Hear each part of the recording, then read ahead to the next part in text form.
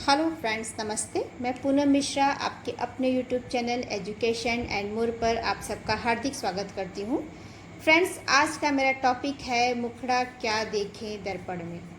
हमारा जीवन घाटी में खिले खूबसूरत फूलों जैसा होता है, लेकिन जैसे कहीं से एक बकरी आकर खूबसूरत फूल खा जाती है, वैसे ही मृत्यु कभी भी हमारे सुंदर जीवन को खत्म कर सकती है। मनुष्य का जीवन खुश रहने के लिए है। हमेशा और पूरी तरह खुश रहने वाला आदमी ही यह दावा कर सकता है कि उसने पृथ्वी पर आकर ईश्वर की इच्छा पूरी की है। हालांकि प्रसन्नता अपने आप में कोई अलग मनोभाव नहीं है। उदासी के बगैर प्रसन्नता का कोई मोल ही नहीं है। मूर्खतापूर्ण चीज़ों का ही अपना महत्व है। हमारे अनुशासित और नपे तुले जीवन में मूर्खता या कई बार संजीवनी शक्ति का काम करती है।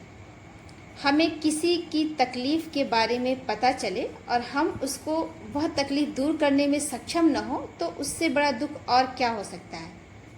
कलाकार का काम सवाल पूछना है, जवाब देना नहीं है। ऐसे ही एक लेखक का काम समस्या का समाधान करना नहीं, बल्कि समस्या को सही तरीके से सामने रखना है। जीवन का महत्व कला से अधिक है। अगर आप अपनी कला पर काम करना चाहते हैं तो सबसे पहले अपने जीवन पर काम करें। वे गलत कहते हैं कि दार्शनिक और ज्ञानियों में कोई अंतर नहीं होता है। दो लोगों के विचारों में अंतर न होना वस्तुतः आत्मा के लकवा मार जाने जैसी स्थिति है। यह समय से पहले होने वाली मृत्यु है। ज्ञान उम्र से नहीं, बल्कि हमारी शिक्षा और सीखने के अभ्यास से प्राप्त होता है। मनुष्य में संभवतः सैकड़ों तरह की समझदारी होती है, लेकिन मरने के समय इनमें सिर्फ 5 ही मरती है, जबकि शेष मनुष्य के मृत्यु के बाद भी जीवित रहती है। ठीक वैसे ही जैसे पेड़ के सूखकर गिर जाने के बावजूद इस पृथ्वी पर उसका अस्तित्व खत्म नहीं होता है। धरती पर सूखकर गिरे बूढ़े ठूठ काट दिए गए हरे पेड़ों से बेहतर होते हैं। घरों में निर्जीव फर्नीचर में तब्दील हो जाना जीवंत पेड़ों में आने वाले सबसे बदसूरत बदलाव होते हैं। यह दुनिया कोई रहस्यमय चीज़ नहीं है। यह वैसी ही है जैसी हम इसके बारे में सोचते हैं।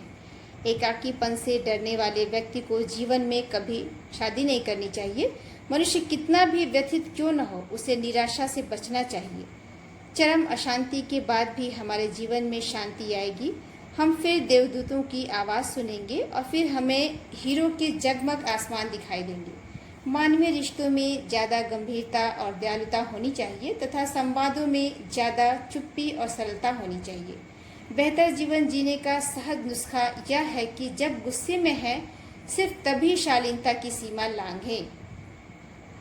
कुछ मनोरंजक होने पर ही हंसें और जब कुछ पूछा जाए सिर्फ तभी जवाब दें। चुप्पी का महत्व बोलने से कहीं अधिक है।